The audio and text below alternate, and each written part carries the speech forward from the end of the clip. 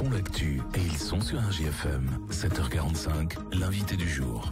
RJFM tout juste 7h45. Merci d'être avec nous. Ils font l'actu, ils sont en direct avec nous. Il est en direct avec nous ce matin, le président de la MJC, François Laplanche. Bonjour. Bonjour. La Maison des Jeunes et de la Culture, évidemment, dans le quartier de Fontbouillant, qui a tenu son assemblée générale ce mardi, où il a été question des locaux, des moyens qui se réduisent, également de la recherche et bien d'autres moyens. On va en parler dans les 10 minutes qui viennent. D'abord, la première question, François Laplanche. Comment se porte la MJC d'une manière générale aujourd'hui, notamment en termes d'adhérents et d'activités qui y sont proposées? Alors en termes d'adhérents, elle se porte bien, on pourrait même dire qu'elle se porte très bien. Fin d'année 2024, on était 934 adhérents exactement. Aujourd'hui, l'année n'est pas finie et beaucoup d'adhésions se font en septembre, mais on approche les 1000 adhérents. Ouais, ce qui est pas neutre. Dans 500, en gros, 400 jeunes ou enfants. 250 enfants, 200 jeunes, entre 13 et 25 ans. Alors je lisais votre rapport moral notamment sur cet aspect jeune, Maison des Jeunes et de la Culture à la base MJC, mais vous disiez il y en a peut-être trop peu de jeunes, il faudrait qu'on en ait encore davantage. Oui, alors d'ailleurs beaucoup de gens pensent qu'elle n'est faite que pour les jeunes, ce qui n'est pas le cas. Effectivement, il faut le rappeler. Mais oui, on pourrait accueillir beaucoup de jeunes, en particulier du quartier, mais pas seulement. Mais c'est sur les locaux qui nous manquent. On n'a pas l'espace suffisant pour accueillir toutes les activités. Ouais, on va reparler de cette question des moyens, des locaux également dans un instant. Sur cet aspect jeune également, et vous le disiez, à Fontbouillant, mais là aussi il faut tordre un peu l'image d'une MJC qui est uniquement ouverte aux habitants de Fontbouillant. C'est plus le cas depuis bien longtemps, bien sûr. Non, on a des adhérents de toute la commune et même un petit peu de l'agglomération. Oui, bien sûr. Et pas seulement du quartier, des gens du centre-ville, bien sûr. Non, c'est pas une maison de quartier, c'est vraiment la maison de la ville. Il faut le rappeler parce qu'il y a encore cette image qui colle à la peau de la MJC, bien sûr. C'est une erreur de vision. Mais non, tout le monde peut venir. D'ailleurs, au conseil d'administration vient d'entrer une dame qui habite en plein centre-ville et qui vient depuis pas très longtemps à la MJC et qui a trouvé là un climat de vie agréable et qui a souhaité s'investir dans le conseil d'administration qui vient de se renouveler. On accueille 5 nouvelles personnes cette année. Ça aussi, c'est plutôt bon signe, effectivement, parce qu'on connaît la difficulté à passer la main peut-être pour des personnes qui sont là depuis très longtemps. Donc ça veut dire qu'il y a une dynamique aussi en termes d'activités proposées. C'est toujours aussi large là, alors qu'on arrive à la fin de l'année. Il y a, j'imagine, des projets pour la rentrée prochaine. Oui, on a des projets dès la fin de l'année, dès cette année, puisque en particulier. Alors je parle pas des choses qui fonctionnent bien et qui même vont nous dépasser un peu sur les cours de français langue étrangère. On a plus de 150 personnes qui viennent et on se pose la question de savoir si on va pas être obligé de limiter parce que là aussi on a un problème d'espace.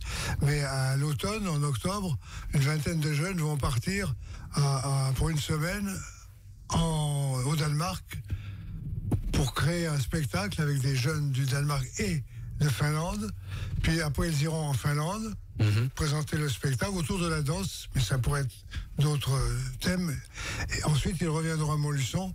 C'est une opération qui est une initiative qui va faire que des jeunes vont prendre conscience de ce qu'est la vie en Europe. Et de l'échange interculturel entre pays, oui, c'est important. Donc ça s'est fait il y a une vingtaine d'années, c'était abandonné. On repart sur ce projet. Et alors des activités nouvelles, il y en aura peut-être à la rentrée, puisque beaucoup de gens viennent parce qu'ils ont envie de faire quelque chose. De le partager. Et on essaye de mettre les conditions permettant de les réaliser. C'est vraiment, le terme est juste un partage. Oui, effectivement. Et la danse, qui est toujours également un marqueur important à la MJC. C'est un point fort. La dernière opération faite de la danse, il y a quelques mois, sur 2 jours, 140 jeunes, essentiellement des jeunes, sont venus se former, apprendre des nouvelles danses. C'est pas mal, 440 jours, jeunes sur 2 jours. Oui, bien sûr, c'est plutôt pas mal. Et d'ailleurs, on vous invite, si vous envisagez déjà de nouvelles activités pour la rentrée prochaine, à aller sur le site de la MJC, à passer à la MJC, parce que là, on n'a pas le temps en 10 minutes d'évoquer tout ce qui s'y passe, mais le nombre d'activités est toujours important. Ça, ce sont donc les choses qui vont bien, mais dans le rapport moral que vous avez présenté lors de cette Assemblée Générale avant-hier, il y a évidemment des choses un peu plus compliquées. Déjà, sur la question des moyens, on sait que pour de nombreuses structures, eh bien, c'est un petit peu compliqué avec la réduction des budgets. Vous, concrètement, vous êtes impacté également par des moyens qui se réduisent? Ah, bien sûr, déjà l'an dernier, la subvention municipale avait été réduite de 30 000 euros. Cette année, elle est encore réduite de 13 000 euros supplémentaires, plus quelques frais annexes, plus le coût de l'énergie qui a augmenté terriblement. Donc, évidemment, il y a une baisse de rentrée. Mais, par chance, au moins sur 2024, l'État a, malgré les difficultés générales budgétaires de l'État, on a une dotation un peu plus élevée. La caisse d'allocation familiale également. Le département aussi qui nous a sollicité pour accomplir une mission d'encadrement des gens sur les travaux de mobilité. Donc, ça compense pas tout à fait, mais à peu près les pertes de subventions sur l'année 2024. 2025, ce qui fait qu'on termine avec un bilan positif à 25 000 euros. Ça ne va pas être le cas en 2025. On aura plutôt un déficit. Et on espère que ça s'arrêtera là. Avec justement la nécessité de rechercher des moyens diversifiés. On le disait tout à l'heure, oui. Là vous avez lancé des pistes. Alors on a d'abord fait un gros travail. Nos 2 directeurs, un directeur adjoint, interviennent dans des structures extérieures, y compris en Creuse. Je pense qu'ils pourraient le faire sur leur temps libre. Ils le font. Et l'argent rentre à la MJC. Et puis on a lancé une opération là, qui va démarrer en septembre, la création d'un fonds de dotation associatif. C'est une structure qui permet d'aller chercher du mécénat. Une structure officielle, avec des dépositures de statut en préfecture. Ça existe depuis 2009, mais c'est très peu utilisé en France. Et puis deuxième opération c'est une convention qu'on signe avec le Crédit Mutuel, notre banque, qui va nous permettre aussi de quelques apports, quelques soutiens financiers.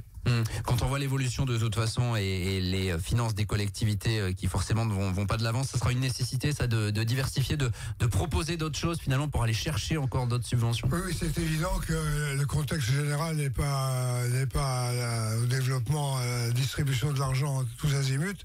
Donc évidemment, il faut se creuser la tête pour trouver des compensations. Et c'est ce qu'on fait. Pour l'instant, on réussit, tant bien que mal. Le vrai problème, ce sont nos locaux. Alors justement, c'est l'autre point que vous avez soulevé. Évidemment, j'imagine qu'il y avait un élu qui était présent. Oui, M. Berton, l'adjoint à la culture, qui représentait le maire et qui suit nos travaux au conseil d'administration. Avec certains messages passés donc sur cette question des bâtiments, vous aviez déjà alerté il y a quelques temps. En fait, aujourd'hui, vous dites les bâtiments se dégradent et puis si on voulait intégrer de nouvelles activités, en fait, on est bloqué finalement. Mais non seulement on est bloqué pour accueillir de nouvelles activités, mais on est surtout très encombré des activités actuelles parce qu'il n'y a pas assez de place. Il faut bouger sans arrêt les tables, les chaises, déménager une pièce, occuper aussi un planning de semaine dingue. Et on a 47 activités dans la semaine et il faut sans cesse changer de place. Sinon, c'est très difficile. Et puis, on n'a pas d'espace d'accueil suffisant pour accueillir les jeunes. On ne peut pas accueillir des jeunes dans des locaux qui sans arrêt bougent. Il faudrait une stabilité. On n'a pas ça. On le dit depuis des années. C'est pas nouveau. On avait proposé une étude, au moins qu'on regarde si c'était faisable techniquement, s'il y avait des financements possibles. Ça n'a pas été accepté, on n'a jamais eu de réponse, sauf que ça, on nous a dit non, c'est pas la bonne méthode. Mais on n'a pas la nouvelle méthode. Et on attend que, je dis à M. Berton, qu'on espérait qu'au prochain programme municipal, il y aurait l'étude d'arrondissement de nos travaux en rez-de-chaussée, parce qu'on a toute une partie inaccessible aux personnes handicapées. Ouais. Au sous-sol et à l'étage. Donc ça limite en termes d'accessibilité. Oui. Alors il m'a été répondu que la MJC avait beaucoup changé. Heureusement qu'elle a changé, mais enfin, quand je regarde en ville, le théâtre municipal a été refait complètement, le conservatoire complètement, la cité administrative, ça n'a rien à voir avec la mairie de Montluçon, la mairie va être refaite complètement, le vieux château aussi, La MJC est loin d'avoir été refaite complètement. Il faudrait quoi, une extension, ça c'est possible, pas forcément une extension. En rez-de-chaussée pour qu'il y ait une accessibilité partout et qu'on ait un local qui permette aux jeunes d'être là les vendredis et les samedis quand l'école est finie ou quand le travail est fini, ce qu'on ne peut pas faire du fait en plus de la cohabitation avec le 109, qui fait que quand il y a des concerts, toute une partie de la maison est inoccupable. C'est un vrai problème. C'est vraiment la question d'avenir pour la MJC. Il faudra à un moment revoir cette question des locaux. Oui, il faudra bien un jour qu'on s'y attaque. Ça tombe bien, les élections municipales approchent. J'imagine que vous allez solliciter évidemment les futurs candidats. On va guetter ça de près. Bien sûr. La MJC en tout cas qui tenait son assemblée générale, près de 1000 adhérents, donc information que vous nous donnez ce matin, qui vit plutôt bien mais qui a des difficultés sur les moyens mais surtout sur les locaux, on l'a bien compris. Merci François Laplanche. Merci d'avoir été avec nous, président de la MJC. La saison touche à sa fin évidemment et on vous invite à aller sur le site de la MJC, à vous rendre sur place pour les futures activités pour la rentrée prochaine, parce qu'il faut déjà penser à la rentrée prochaine. Il est 7h presque 56 minutes, nous on est en direct et on revient dans quelques minutes. Tous les matins, 7h45, l'invité du jour en direct sur RJFM. Retrouvez l'invité du jour en podcast sur rjfm.net et l'appli RJFM, mais aussi en replay vidéo sur YouTube et Facebook. RJFM. Une nouvelle saison